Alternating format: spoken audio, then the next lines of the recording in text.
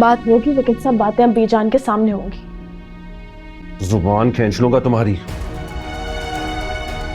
उन्हें भी पता चले किस शैतान को उन्होंने अपनी गोद में पाला है। तुम ऐसा कुछ नहीं करोगी, जान ले लूंगा तुम्हारी। मार देना, लेकिन पहले बीजान को मैं सब सच बताऊंगी। मैं मोना नहीं हूं जो यहाँ से चुपचाप चली जाऊंगी।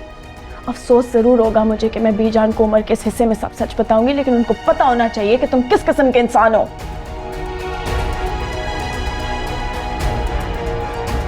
तुम इस घर में बीवी सिर्फ दादों के लिए लेकर आते हो। तुम्हारी ख्वाहिशात, तुम्हारी जरूरियात तुम बाहर दूसरी औरतों के साथ पूरी करते हो। पता होना चाहिए उनको तुम किसी के साथ मुखलिस नहीं हो।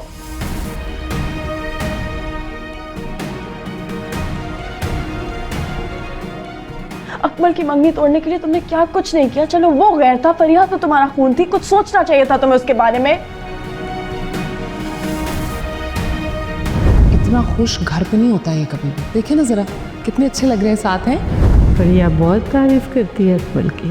रिश्ता अकमल का फरिया के साथ। आप ही का दिमाग तो ठीक है। मेरे ऑफिस में धक्के खा रहा था नौकरी के लिए और आज मेरी भांजी से शादी करना चाहता है। मैंने तो कह दिया है सीमा को कि हम बाकायदगी से मंगनी करते हैं। फरिया का रिश्ता किसी बहुत अच्छे घर में हो सकता है। ये तो मैं मना कर रहा था अकमल से मंगनी के लिए।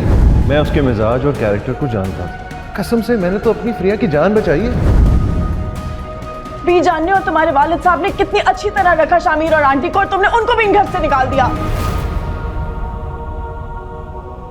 मैं अब यहाँ से जाना चाहती हूँ। क्या खता हो गई हमसे?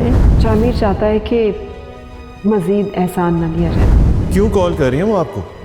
जब चली गई हैं तो राब्ता भी खत्म कर देना। मैं आइंदा ना सुनूं कि आपने बात की है उन लोगों से। आप परेशान ना होना दादू, आपको जब याद आए तो बस दुआ दे दिया करें। आपको पता है कि दिबाज को तो उनका जिक्र भी पसंद है। तुम दोनों को फहमीदा से क्या जिद है? जो लोग आपकी कदर नहीं करते उनके बारे में सोचने की भी कोई जरूरत नहीं। मैं उनको सब बताऊंगी, कुछ नहीं छुपाऊंगी बीजान से मैं। राबी, राबी, तुम ऐसा कुछ नहीं करोगी।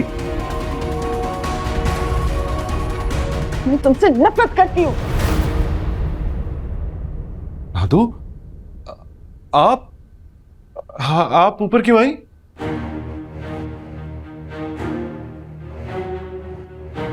जाओ बेटा, मैं तुम्हें इजाजत देती हूँ, यहाँ से चली जाओ।